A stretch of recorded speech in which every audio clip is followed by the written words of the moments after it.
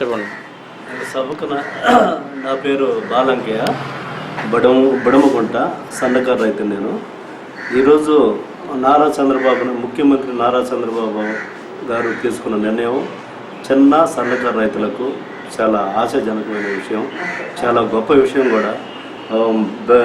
రైతు అనేవాడు అప్పుల్లో పుట్టి అప్పుల్లో చేస్తున్న ఈ రోజుల్లో చంద్రబాబు నాయుడు గారు తీసుకునే నిర్ణయం చాలా గొప్పగా ఉపయోగపడుతుంది. మరీ ముఖ్యంగా చిన్నకారు రైతులకు 1,50,000 రూపాయల రుణమాఫీ అంటే చిన్న పెద్ద సన్నకారు రైతులకు చాలా మంచి కార్యక్రమంగా మేము అందరం కూడా సన్నకారు రైతుగా నాకు చాలా సంతోషాన్ని కలిగిస్తుంది.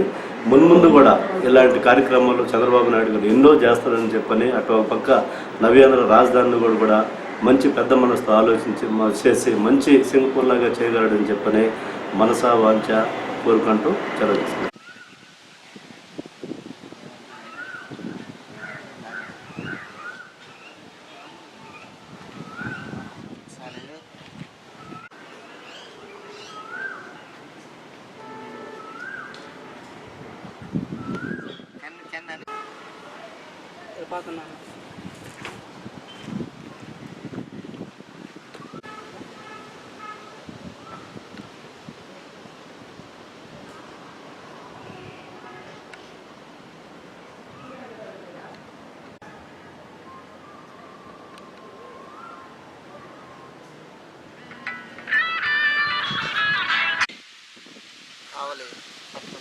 నమస్కారం.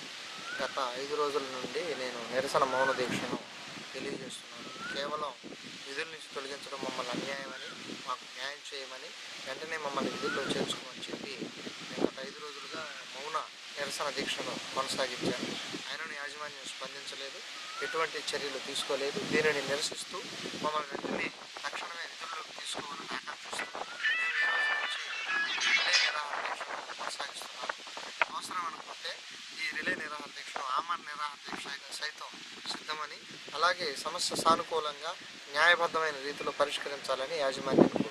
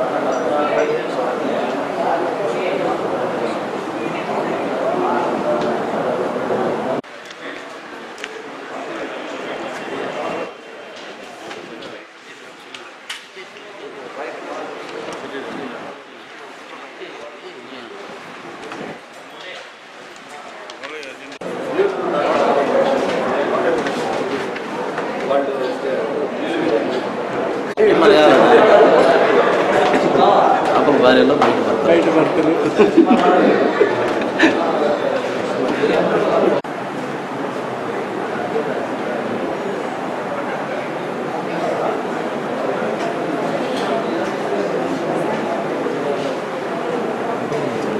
ఫ్యామిలీలో వచ్చారా?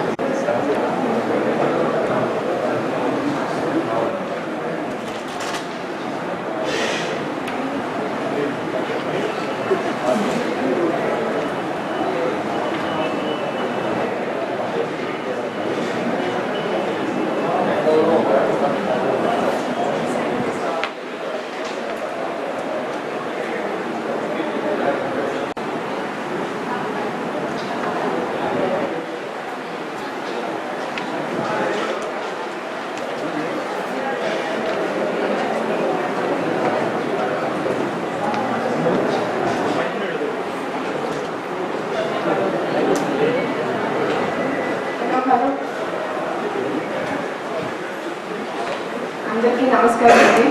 ఫస్ట్ కౌన్సిల్ మీటింగ్ స్టార్ట్ చేశాను ఈరోజు. ప్రతి ఒక్క కౌన్సిలర్లకి, ప్రతి ఒక్క మా మున్సిపల్ స్టాఫ్కి, మీడియా వాళ్ళకి అందరికీ నా కృతజ్ఞతలు చెప్తున్నాను.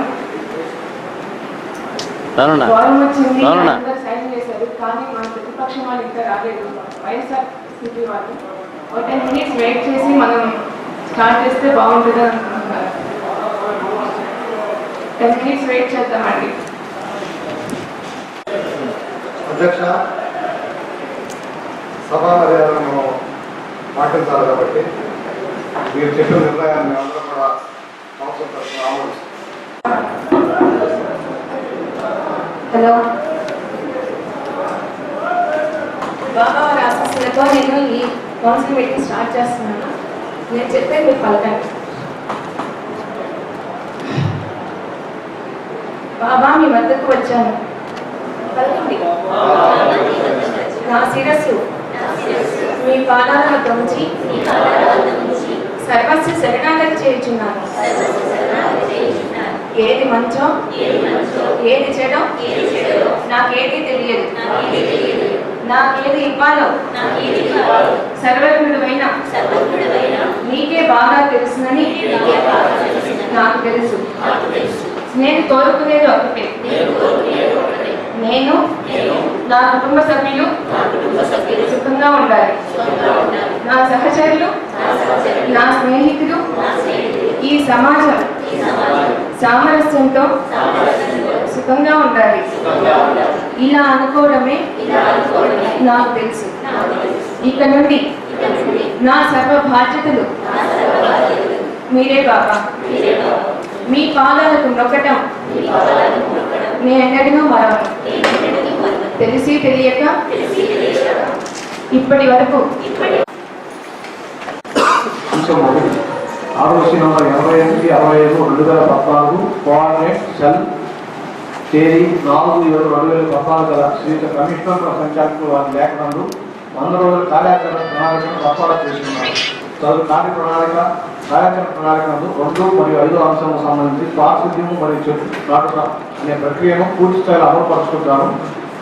మున్సిపల్ సాలిడ్ వేస్ట్ మేనేజ్మెంట్ పట్టణం మనం అమలు చేయగలుగుతారు. 40 మంది నగర దీపికలను కావలపురమాల సంఘం 40 వార్డులను నియమించి వారికి నెల 1-3 చొప్పున గౌరవ వేతనం 40 మందికి నెల 1,70,000 మరియు సంవత్సరానికి 14,00,000 చెల్లించుకుంటాను. సమావేశానికి చేసినటువంటి గౌరవనీయులు అధ్యక్షులు చైర్పర్సన్ గారికి, అదేవిధంగా వివిధ వార్డుల గౌరవ ప్రతినిధులైనటువంటి కౌన్సిలర్లకి, వైస్ చైర్పర్సన్ గారికి, మీడియా ప్రతినిధులకు అందరికీ కూడా నా హృదయపూర్వక నమస్కారాలు.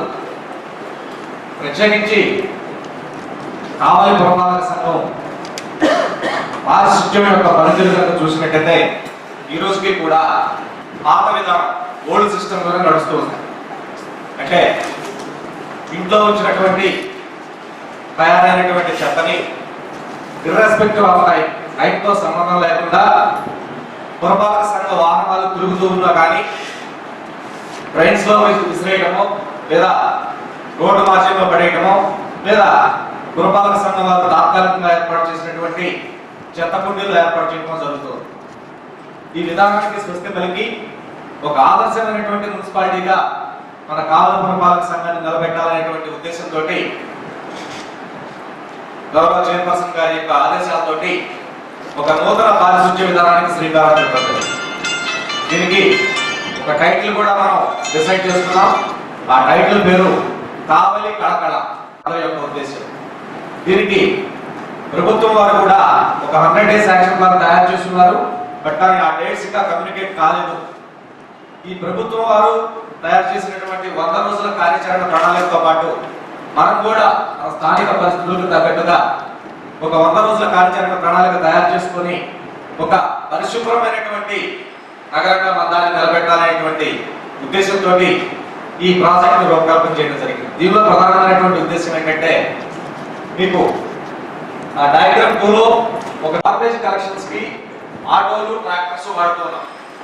ఈ ఆటోలు ట్రాక్టర్లు ఆయిల్ కన్జంప్షన్ కానివ్వండి, లేదు మెయింటెనెన్స్ రూపాయల వాటికి వచ్చే రిపేర్లు కానివ్వండి, చాలా ఎక్కువ ఖర్చుతో కూడుకున్నది. ఈ పుష్ కార్ట్ ఒక్కొక్కటి సుమారుగా ఆ లోపల బకెట్స్ కాకుండా ఓన్లీ ఆ స్ట్రక్చర్ వరకు 15,000 రూపాయలు ఖర్చు అవుతుంది. ఒకసారి ఆ పుష్ కార్ట్ మనం పర్చేజ్ చేసామంటే దాదాపు 10 నుండి 15 సంవత్సరాల కాలం పాటు ఎలాంటి రిపేర్లు లేకుండా, ఎలాంటి మెయింటెనెన్స్ లేకుండా మున్సిపాలిటీకి సర్వ్ చేస్తుంది. ఒక్కొక్క పుష్ కార్ట్ రోజు 200 హౌస్ హోల్డ్స్ కవర్ చేసుకుంటుంది. కాబట్టి టౌన్లో ఉన్నటువంటి 16,000 హౌస్ హోల్డ్స్ కనుక మనం తీసుకుంటే మనకి ఒక 80 వరకు పుష్ కార్ట్స్ అవసరపడతాయి. ఆ పుష్ కార్టు ఒక మహిళ కానీ, ఒక మెన్ కానీ, విమెన్ వర్కర్ కానీ మూవ్ చేయడానికి వీలుగా ఉంటుంది. దీంతో పాటుగా మనం ఇప్పుడు పెట్టినటువంటి నగర దీపిక అనేటువంటి వారిని డ్వాక్రా సంఘాల్లో నుంచి మనం సెలెక్ట్ చేసుకుంటాం. వీరికి యాక్చువల్గా ఈ రోజున రోజుకు 100 రూపాయలు అంటే మినిమం వేజ్ కూడా మెయింటైన్ అవ్వట్లేదు. వాళ్ళకి గౌరవ వేతనం అది. వాళ్ళు చేసే పని ఒక రిజిస్టర్లో, ఇలాంటి రిజిస్టర్లో ఆ 200 మంది హౌస్ హోల్డ్స్ పేర్లు రాసుకుంటారు. రాసుకొని ఇప్పుడు జనరల్ చేయాలనేటువంటి ఉద్దేశంతో నగర దీపిక అనేటువంటి పోస్ట్ని క్రియేట్ చేయడం జరిగింది. వీళ్ళు మార్నింగ్ టైం హౌస్ హోల్డ్స్ నుండి సర్వే చేయడంతో పాటుగా ఆ వార్డులో ఉన్నటువంటి డ్రైనేజ్ ఎక్కడ బ్లాక్ అయినా కానీ, లేదు ఇంకా ఎక్కువగా ఇబ్బంది పెట్టేటువంటి అంశాలు, ఈ ఇల్లు కట్టుకునేటప్పుడు వచ్చేటువంటి గార్బేజీ బయటపడేసి అది డ్రైన్ బ్లాక్ అవడం మూలంగా చాలా ఇబ్బందికరమైనటువంటి వాతావరణం ఉంది. అవన్నీ కూడా వారిలో పర్యవేక్షణ చేసి ప్రతిరోజు సాయంత్రం పూట కానీ, లేదా నెక్స్ట్ డే మార్నింగ్ కానీ ఏరియాలో ఫస్ట్ ఈ పుష్ కార్ట్స్ పెట్టేసి అవుట్స్కట్స్ ఏదైతే ఉందో మన ఆటోస్ ఉన్నాయి, ఒక 7-8 ఆటోస్ ఉన్నాయి. అవుట్స్కట్స్ లో ఇవి వచ్చిన తర్వాత ఆటోస్ మొత్తం అవుట్స్కట్స్ పొడవుంట, మద్దూరు, ముసుగుపై లేడీస్ మొత్తం ఆటోలు పెడతాం.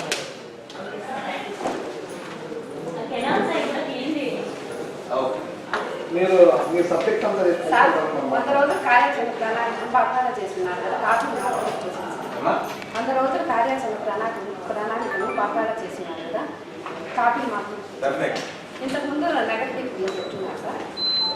అంటే అంతకుముందు లాస్ట్ టైము గవర్నమెంట్ ఒక షెడ్యూల్ ప్రకారం నగరదీప్ నుంచి గవర్నమెంటే అమౌంట్ ఇచ్చిందండి. బట్ కానీ దానికి మానిటరింగ్ సిస్టమ్స్ సరిగా లేకపోవడంతో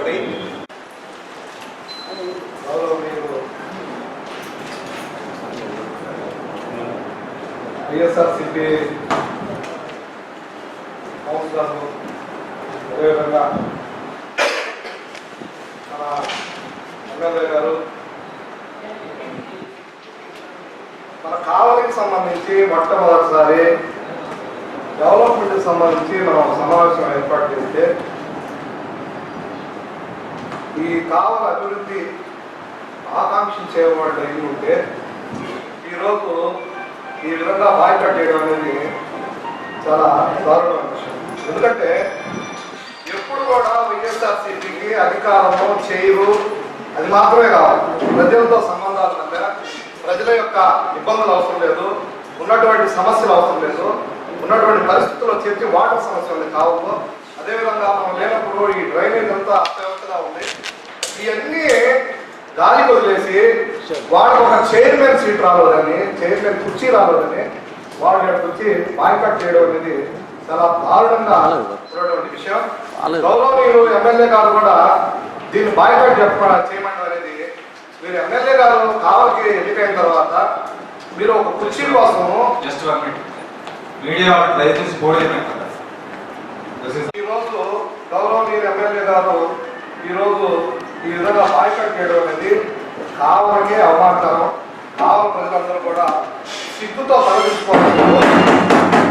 ఎందుకంటే ఈరోజు మొదటి సమావేశం కౌన్సిల్ ఏర్పడిన తర్వాత చాలా అభివృద్ధి విషయాలు ఉన్నాయి. చాలా వాళ్ళు కూడా రానప్పుడు కౌన్సిల్ రానప్పుడు దీంట్లో వాళ్ళు వాళ్ళ యొక్క వార్డుల్లో ఉన్నటువంటి ప్రతిపాదనలన్నీ కూడా జతపరిచి మీరు కౌన్సిలర్ రానప్పుడు మీకు నచ్చినప్పుడు ఎలా మీరు సబ్మిట్ చేస్తారు అంటే మీకేమో అన్ని విషయాలు కావాలి, ఈ యొక్క అజెండాలో పొందుపరచాలి, మీరు మాత్రం కావులో డెవలప్మెంట్ మాత్రం సహకరించరు, అధికారులకు సహకరించరు, అదేవిధంగా ఈ కావు ప్రజలు కూడా సహకరించరు. మీకు ఆ కుర్చీ ఇచ్చేస్తే మనం వచ్చి కూర్చుంటారు. ఈ ఉన్నటువంటి సిచ్యువేషన్ చాలా దారుణం. మన కావ ప్రజలందరూ కూడా దీన్ని తీవ్రంగా ఖండించాలి. ఎందుకంటే అవమానం ఇది ఈ యొక్క హాల్ కాదు, ఈ హౌస్ కాదు దేశ, ఈ యొక్క కావకి అవమానం. ఎందుకంటే ఒక్కసారి ఎన్నికైన తర్వాత ఈ విధంగా అందరూ కూడా అవమానించి వాడు బాయ్కట్ చేయడం విషయం మీద మాట్లాడాడు, సబ్జెక్ట్ మాట్లాడాడు. మీకు నచ్చకపోతే బాయ్కట్ చేయండి. ఏం లేకుండా ఒక కార్యక్రమం ఇచ్చేసి కమిషనర్ గారికి మేము వెళ్తున్నా స్లోగన్స్ ఇచ్చుకుంటా, అవుటర్స్ వచ్చి స్లోగన్స్ ఇచ్చుకుంటా ఈ విధంగా మాట్లాడడం అనేది మనం అందరం కూడా కౌన్సిల్ తరఫున అదేవిధంగా అధికారుల తరఫున కూడా మేము అందరం కూడా బాధ్యతగా మేము ఖండిస్తున్నాం. భవిష్యత్తులో మీరు ఈ కావాల గురించి ఆలోచించేటప్పుడు మేము చాలా ఆశలతోటి చాలా మంది మీకు దాదాపు 90,000 మంది ఓట్లు వేసారు. మీరు కావాల గురించి అభివృద్ధి గురించి ఆలోచించకుండా సీట్ కోసం ఆలోచిస్తుంటే ఈ విధమైనటువంటి సిచ్యువేషన్లో మీరు కావాలి డెవలప్మెంట్ పేపర్లో చూశాను. పేపర్లో నేను అభివృద్ధి చేస్తాను, అందరితో సహకరిస్తాను, చైర్మన్తో కూడా మాట్లాడానని చెప్పి మీరు ప్రెస్లో ఇచ్చి ఈరోజు అదే చైర్మన్కి యాల్యూ ఇవ్వకపోతే ఇది ఎవరు సహిస్తారు? ఈ కావల ప్రజలను ఎవరు మోసం చేశారు? మిమ్మల్ని నమ్మి మీకు ఓట్లేసి ఈ విధంగా చేస్తే అంతా పేపర్లో ప్రెస్లో చెప్పి నువ్వు మళ్ళీ కౌన్సిల్ రాకుండా ఇలాంటి చేయడం అనేది చాలా బాధగా ఉంది. అదేవిధంగా ఈరోజు మన కమిషనర్ మన ఆఫీస్ నుంచి అజెండాలో మొట్టమొదటి మనం పెట్టుకుంటూ దానికి 3,000 చొప్పున మొత్తం 14,40,000 రూపాయలు మనం చెల్లిస్తున్నాం. ఇప్పుడు మనకి శానిటేషన్ సంబంధించి వర్కర్స్ ఎంతమంది ఉన్నారు, మొత్తం ఎంతమంది, డివిజన్ వారీగా ఎంతమంది ఉన్నారు, దానిపైన మేస్త్రులు ఎంతమంది ఉన్నారు, ఇన్స్పెక్టర్లు ఎంతమంది ఉన్నారు, ఈ వ్యవస్థ ఎందుకు దెబ్బతింటుంది? వీడు ఎందుకు చూసుకోలేకపోతున్నారు? మేస్త్రులను వదిలేస్తావా? అదేవిధంగా శానిటరీ ఇన్స్పెక్టర్ పని ఏంటి, మేస్త్రుల పని ఏంటి, మేస్త్రులు అదే పని మీద దిగాలా?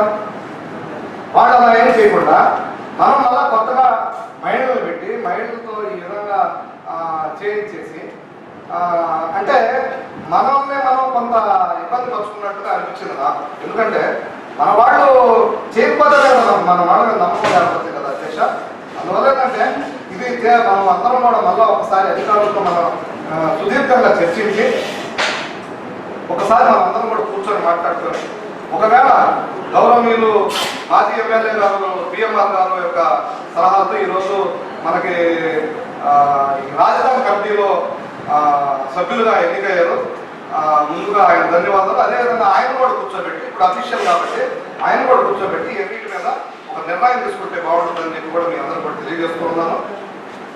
గౌరవనీయులు కమిషనర్ గారు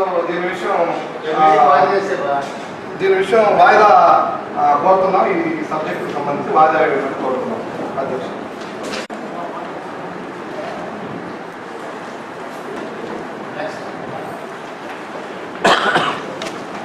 అంశం 2 కావల పురపాలక సంఘం చెందిన రామరెడ్డి. ఒక విషయం ఏంటంటే రోడ్వే క్లబ్ సంబంధించి సంస్థ అడిగారు, మనం okay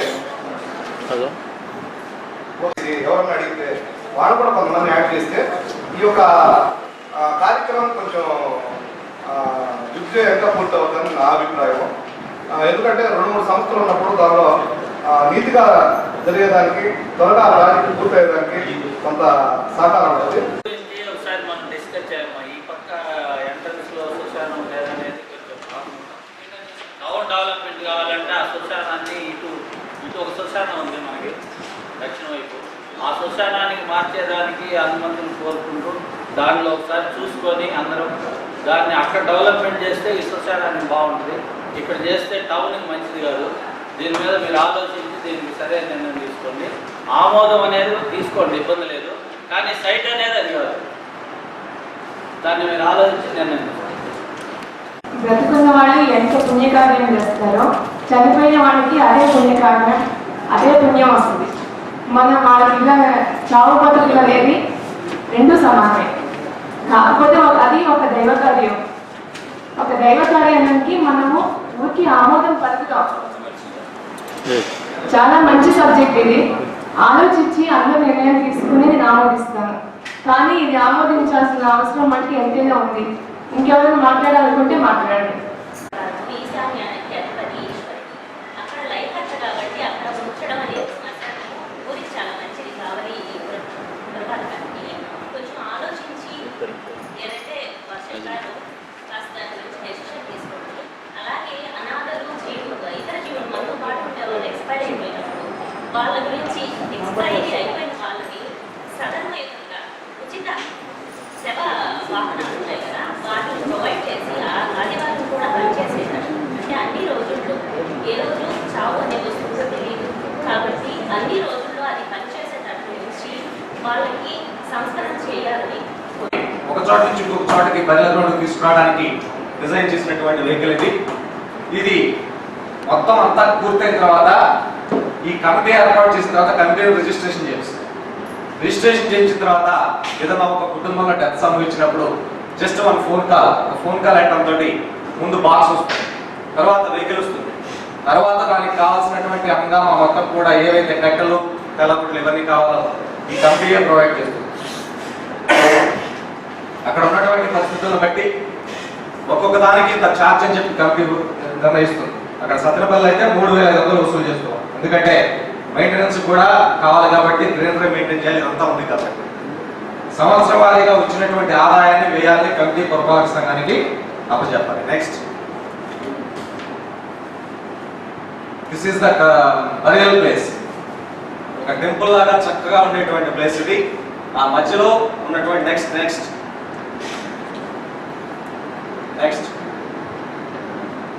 this is the burial ground. Just like look like a park. Next, burial ground lo water facility. Next,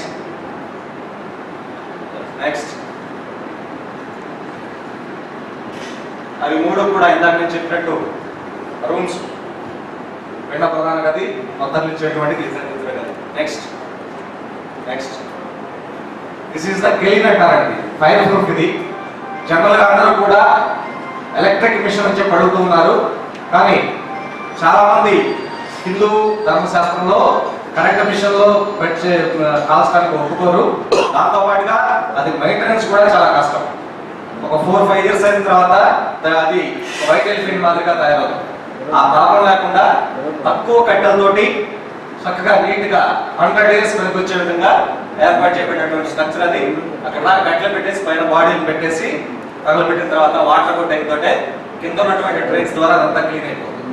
just ఒక ½ an hour లో మొత్తం క్లీన్ అయిపోతుంది. నెక్స్ట్,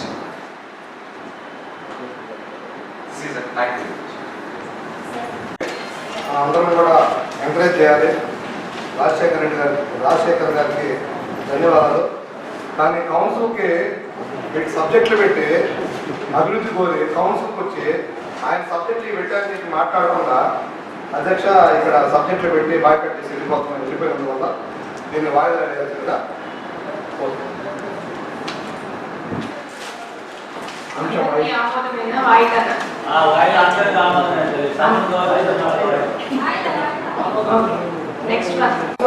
వాతావరణంలో ఉన్నటువంటి ఒక వ్యక్తిని గెలిపిస్తే ఈ కౌన్సిల్ రాకుండా ఆయన అజెండా పంపించాము. ముందుగానే అజెండా చదువుకున్నాడు. ఇక్కడ ఉన్నటువంటి పరిస్థితి తెలుసు ఆయనకి. ఆ పరిస్థితి తెలిసి కూడా ఆయన కౌన్సిల్ రాకుండా మాట్లాడకుండా అది ఎంతవరకు కరెక్ట్. అందువల్ల మేము అభివృద్ధిని ఆటంక ఏర్పరచట్లేదు. కానీ అక్కడ ఉన్నటువంటి కౌన్సిలర్ కూడా తెలియదు, నాకుండే ప్రజలు కూడా తెలియదు. ప్రజల తరఫున నేను ప్రతినిధిగా కౌన్సిలర్ పంపిస్తే నువ్వు బాయ్కట్ చేసి షికార్కి వెళ్ళిపోతే ఇక్కడ మేముంటే వాడు పెట్టి ఆమోదిస్తుంటాం. అధ్యక్ష నెక్స్ట్ పెట్టుకోము. ఆయన అంత ఇది ఉన్నప్పుడు ఇక్కడ కూర్చొని చర్చించి పెట్టుకోం. అందువల్ల వాడు ఆమోదించండి. బోర్ల కంటే మన మున్సిపల్ ట్యాపులు తక్కువ ఖర్చుతో ఎక్కువ ఇదిగా ఉంటాయని నా అభిప్రాయం. బోర్లు వేసిన కొంతకాలానికి చెడిపోవటం, సరిగ్గా కాకపోవటం, లోతు తక్కువ వేయటం జరుగుతున్నారు కాబట్టి వాటి కంటే కూడా ట్యాప్ పైపులో వేయించడం మంచిదని. దానికి కూడా ఒక సిస్టమాటిక్ అప్రోచ్ ఉందండి. టౌన్లో ఎక్కడైతే డిస్ట్రిబ్యూషన్ నెట్వర్క్ ఉందో, డిస్ట్రిబ్యూషన్ నెట్వర్క్ ఉన్న చోట దాదాపు కొంతమంది గౌరవ కౌన్సిల్ సభ్యులు వచ్చి ట్యాంకర్లు పంపించమని చెప్పి రిక్వెస్ట్ చేసినా కానీ మేము కొంత తాత్సారం చేస్తూ ఉన్నాం. కారణం ఏంటంటే ఎంతో ఖర్చు పెట్టి వాళ్ళ ఇంటి ముందుకి పైపులో నీళ్లు నడిపిస్తా ఉన్నాం. కానీ బిలో పావర్టీ లైన్ బీపీఎల్ వాళ్ళైతే 200, కాస్త స్థితిమంతులైతే 7,500 రూపాయలు డబ్బు చెల్లించి ట్యాబ్ కనుక తీసుకునే పక్షంలో గతంలో ఆఫీస్ పరంగా ఏదైనా లేట్ జరుగుతుందో నేను చెప్పలేదు. కానీ ఈ టైం ఇప్పుడు మాత్రం విత్ ఇన్ ద 7 days లో మనం వాళ్ళకి ట్యాబ్ ఇవ్వడానికి సిద్ధంగా ఉన్నాం. ఆ విధంగా డిస్ట్రిబ్యూషన్ నెట్వర్క్ ఉన్నటువంటి ప్రాంతాల్లో దయచేసి ట్యాబ్ తీసుకొచ్చిన పక్షంలో విత్ ఇన్ ద 7 days లో మేము పంపించడానికి సిద్ధంగా ఉన్నాం. అట్ ద సేమ్ టైం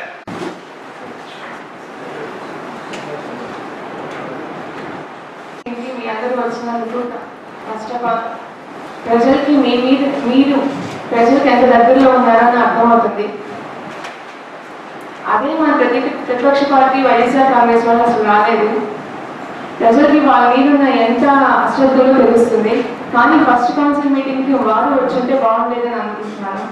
మరి వాళ్ళ ప్రాబ్లమ్స్ ఏంటో మనకు తెలియదు. నా దృష్టికి వస్తే వాళ్ళ ప్రాబ్లమ్స్ ఏంటో నేను చూస్తాను. సమయం మించిపోతుంది కాబట్టి ఇంకా అసలు సమస్య